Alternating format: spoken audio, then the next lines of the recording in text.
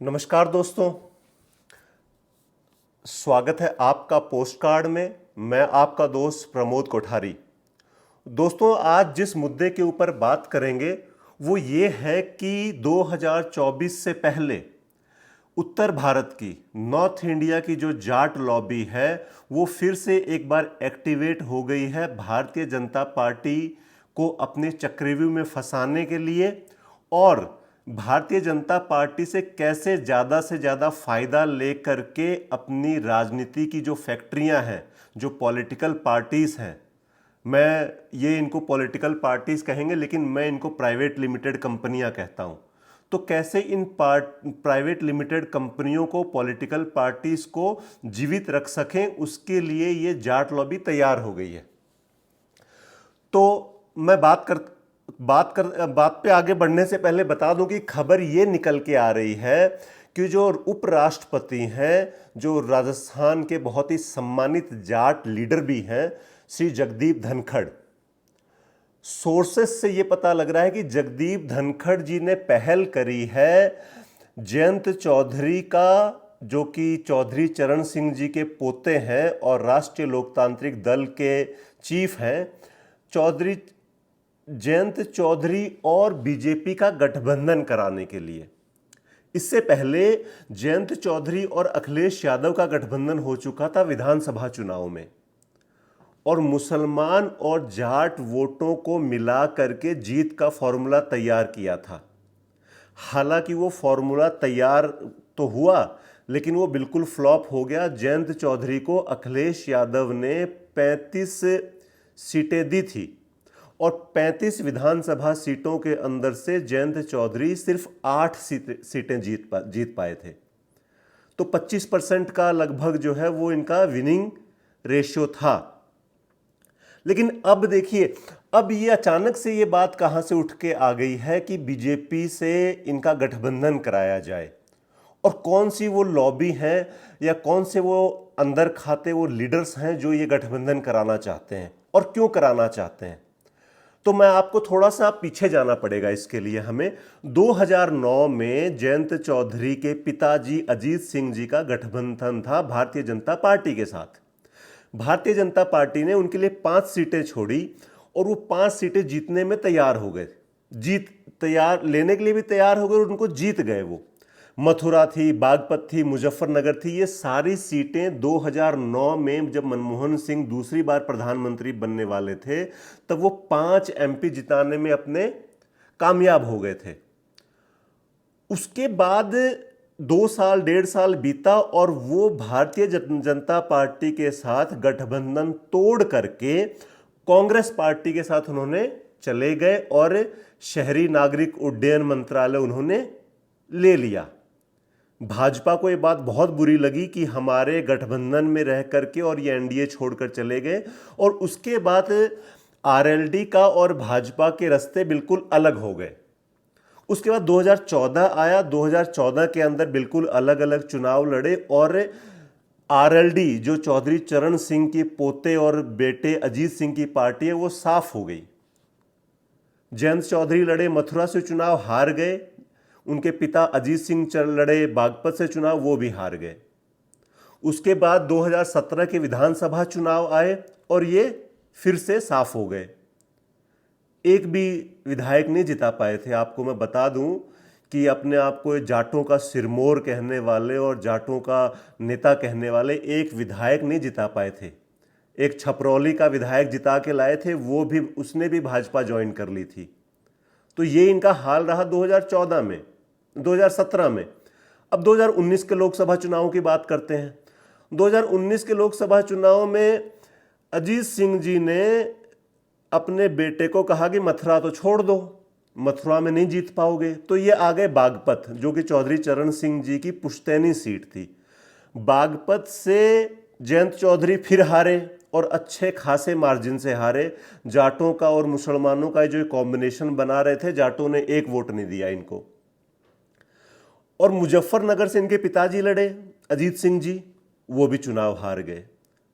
तो देखिए, 2009 में इनकी जो थोड़ी बहुत राजनीति में जो हस्ती थी वो बीजेपी की वजह से थी, उसके बाद से जब से बीजेपी ने इनको छोड़ा, इनके लिए पार्टी को चलाने के लिए जो फंड होते हैं वो भी बहुत मुश्किल से हैं।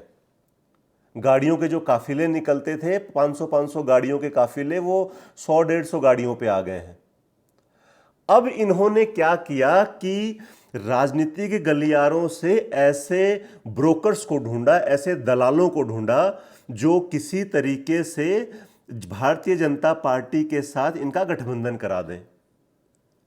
अब इन दलालों ने किसी तरीके से राष्ट्रपति जी को इसमें मोहरा बनाने की कोशिश कर रहे हैं कि जगदीप धनखड़ ही एक ऐसे विश्वसनीय लीडर हैं सेंटर के अंदर जिनकी बात नरेंद्र मोदी जी और अमित शाह जी सुनेंगे, क्योंकि जगदीप धनखड़ जी राष्ट्रपति होने से पहले पश्चिम बंगाल के गवर्नर थे और उनका जाटों में बहुत सम्मान है।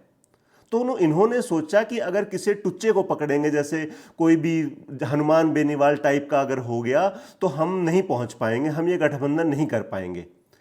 तो इन्होंने सबसे सम्मानित और सबसे श्रेष्ठ व्यक्ति को पकड़ा जाट कम्युनिटी में, वो है जगदीप धनखड़। अब ये गठबंधन होने की बात हो रही है।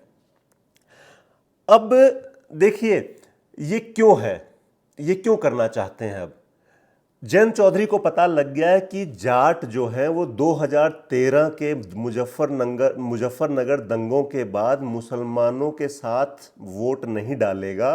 पश्चिमी उत्तर प्रदेश में जहां मुसलमान वोट डालेगा वहां पे जाट नहीं डालेगा।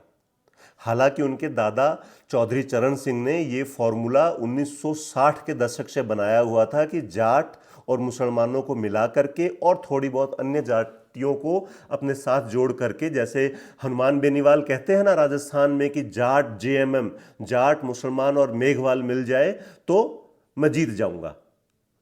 तो वही फॉर्मूला, ये हनुमान बेनीवाल का खुद का फॉर्मूला नहीं है, उनके अंदर इतना दिमाग नहीं है कि वो ऐसा कोई फॉर्मूला गढ़ ले। ये फॉर्मूला हनुमान बेनीवाल को अपने हेड ऑफिस से, जो अपने आप को जाटों का सिरमौर कहते हैं, पश्चिमी उत्तर प्रदेश के जयंत चौधरी और अजीत सिंह, वहां से मिला था। तो जयंत चौधरी का ये था कि मैं जाट, चौधरी चरण सिंह ने ये फॉर्मूला बनाया था कि जाट मुसलमान और मेघवाल को मिला करके पश्चिमी उत्तर प्रदेश में एक विनिंग फॉर्मूला चलता था। बाद में यही फॉर्मूला हुड्डा ने अपनाया राजस्थान के अंदर, यही फॉर्मूला चौटाला ने अपनाया था, और ये आप सबको पता है कि सारे सफल राजनेता बने थे।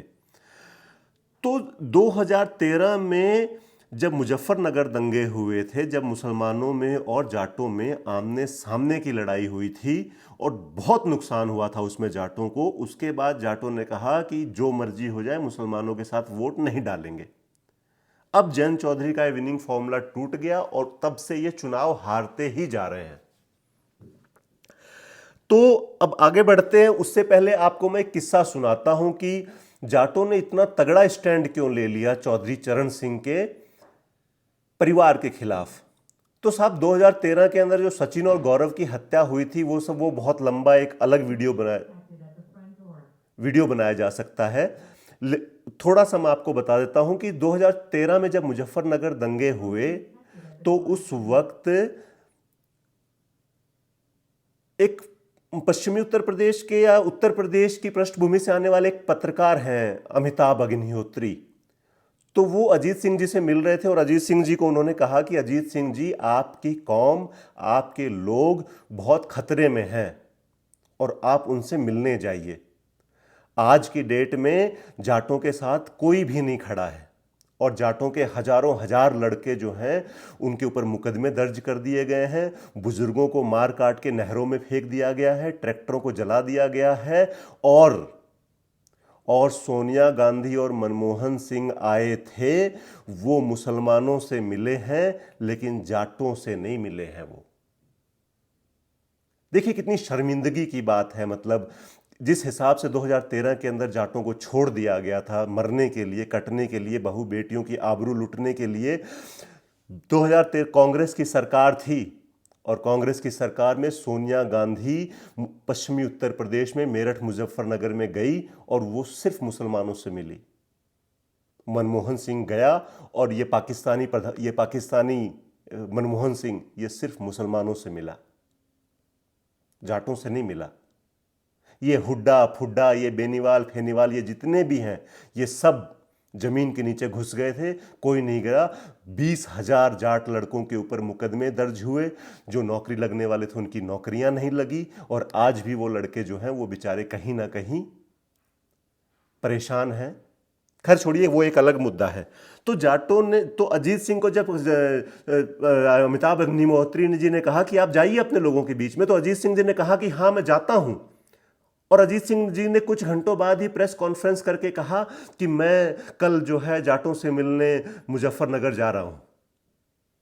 और आपको पता है, अजीत सिंह को गिरफ्तार करके उस वक्त समाज पार्टी ने नजरबंद कर दिया। लेकिन इसके पीछे एक राजनीति थी। अजीत सिंह अगर चाहते तो बिना प्रेस कॉन्फ्रेंस करे चुपचाप जा सकते थे।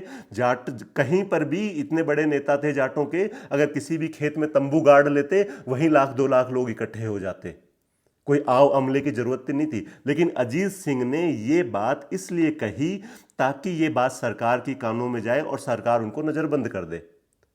उससे अजीत सिंह जी को यह फायदा होना था कि मुसलमानों में एक ये संदेश जाता कि देखो, अगर मैं तुम्हारे पास नहीं आया तो मैं जाटों के पास भी नहीं गया। अगर तुम मुझे वोट देते हो और जाट मुझे वोट देते हैं तो मैंने तुम दोनों को तुम्हारे हाल पे छोड़ दिया है, मैं किसी की तरफ नहीं हूं। ये संदेश देना चाहते थे।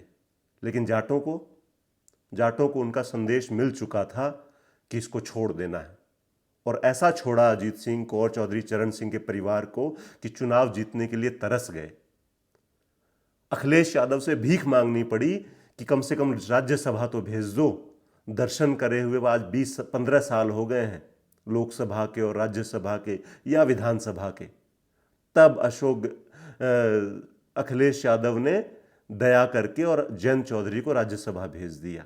तो ये कारण है कि अब ये आतुर हैं, अब इनके मुंह में ललक पड़ रही है कि ये बीजेपी से गठबंधन करें। क्योंकि और ये मीडिया के थ्रू ये खबरें फैला रहे हैं कि अगर हमारे साथ गठबंधन हुआ तो बीजेपी को जो है हरियाणा में भी फायदा होगा और राजस्थान में भी फायदा होगा, क्योंकि इन दोनों राज्यों के अंदर जाट जो है वो निर्णायक स्थिति में है।